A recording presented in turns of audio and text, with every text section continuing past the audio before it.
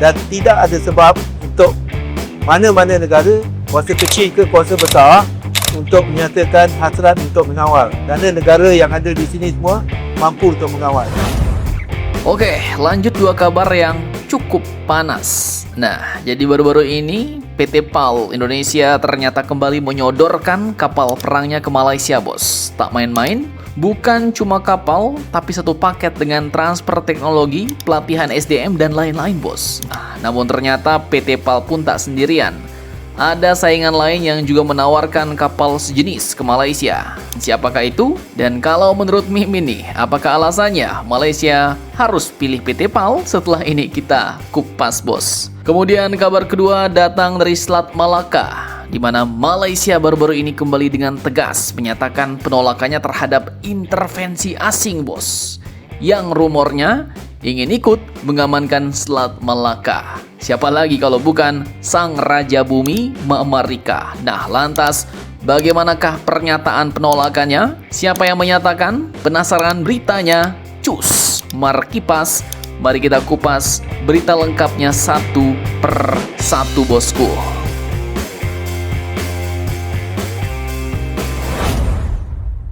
Oke, yang pertama, jadi tanggal 20 sampai 23 April 2026 di Kuala Lumpur, tepatnya di Malaysia International Trade and Exhibition Center, MITEC, lewat ajang Defense Service Asia, DSA 2026, PT PAL Indonesia pun ternyata ikut menyodorkan teknologinya kepada Malaysia, bos. Bukan cuma jual kapal, tapi sepaket dengan transfer teknologi. Dan yang mereka tawarkan ke Malaysia pun bukan main-main, yaitu kapal LPD Landing Platform Dock. Nah, seperti yang kalian tahu, ini kapal memiliki kemampuan pengangkutan pasukan, rumah sakit terapung, markas komando, bahkan sampai kendaraan logistik berjalan di laut, bos.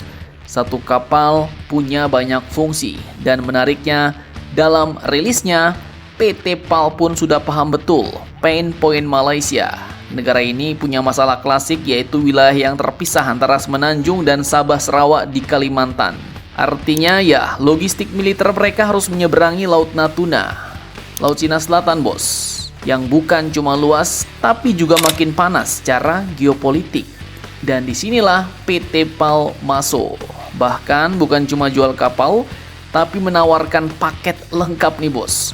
Mulai dari transfer teknologi, penguatan industri lokal Malaysia, pelatihan SDM, sampai kolaborasi jangka panjang dengan Malaysia. Jadi ibarat kata PT PAL bilang ke Malaysia nih, bos, lu nggak cuma beli kapal, tapi kita bakal bangun industri bareng. Nah, ini yang bikin tawaran Indonesia jelas terasa beda, bos.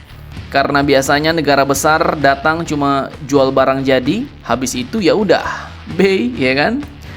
Beda dengan PT PAL yang kini datang lagi dengan pendekatan yang lebih terasa kekeluargaan, lebih kolaboratif, bos. Direktur Pemasaran PT PAL, Bapak Yuno Komot Jojo, bahkan mengatakan bahwa ASEAN harus jadi kawasan maritim yang mandiri dan punya posisi tawar di tengah rivalitas global.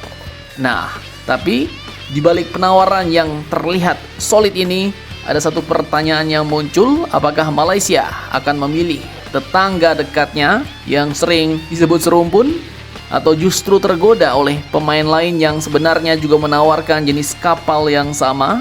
Karena di panggung yang sama ini ada satu nama yang juga diam-diam menjadi saingan berat PT PAL dalam memasok kapal LPD ke Malaysia. Siapakah dia?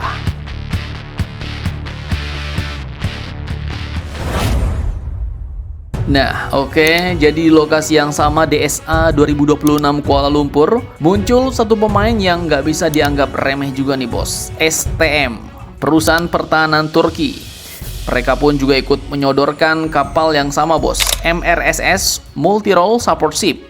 Spesifikasinya panjang 153 meter, bobot hampir 10.000 ton, bisa bawa 500 pasukan, angkut 14 tank, operasikan 2 helikopter besar, dan jangkauan lebih dari 8.000 mil laut.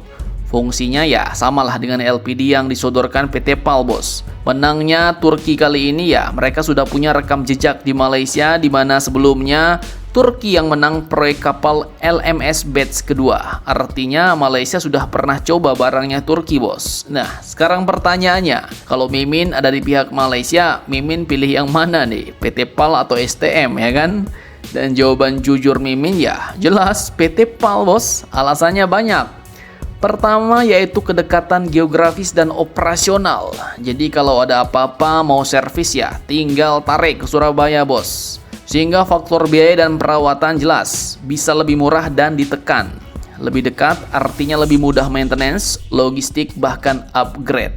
Kemudian hal ini bisa jadi sarana pendekatan hubungan bilateral, bos. Udah dekat makin tambah akrab kan, enak ya kan?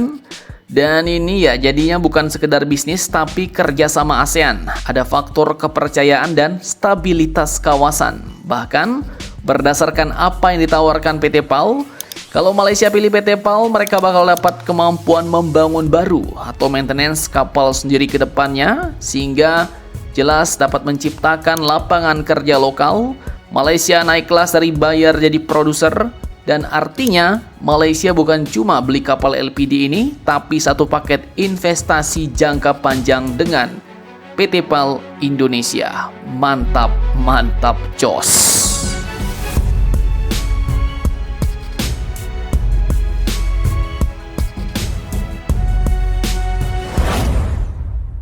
Oke, lanjut kabar kedua. Jadi kemarin tanggal 23 April dari Kuala Lumpur, tepatnya di ajang Defense Service Asia, NATSEC Asia 2026 di MITEK, satu pesan tegas pun tiba-tiba dilontarkan oleh Menteri Pertahanan Malaysia, yaitu Datuk Seri Muhammad Khalid Nordin, dan ini bukan pesan biasa, bos. Beliau pun akhirnya juga ikut menanggapi rumor panas yang mengatakan bahwa Amerika Serikat ingin ikut mengamankan Selat Malaka, dan Malaysia langsung pasang badan nih. Beliau pun menegaskan bahwa pengelolaan selat ini adalah urusan negara kawasan, yaitu Indonesia, Malaysia, Singapura, dan Thailand katanya. Jadi bukan urusan orang lain. Lanjut, ia juga menegaskan bahwa Selat Malaka berada dalam kondisi yang aman. Tidak ada hambatan bagi kapal yang melintas, dan tidak ada alasan bagi negara manapun, baik kecil maupun besar, untuk menyatakan niat menguasainya.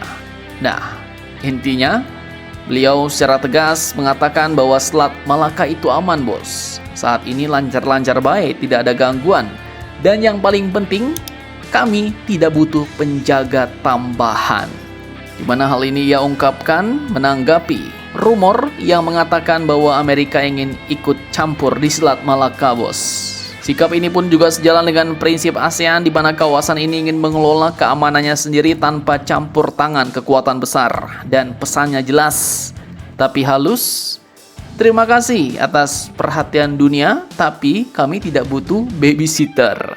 Karena jelas ya, membuka pintu bagi intervensi asing itu bukan cuma soal keamanan, bos, tapi juga soal kedaulatan.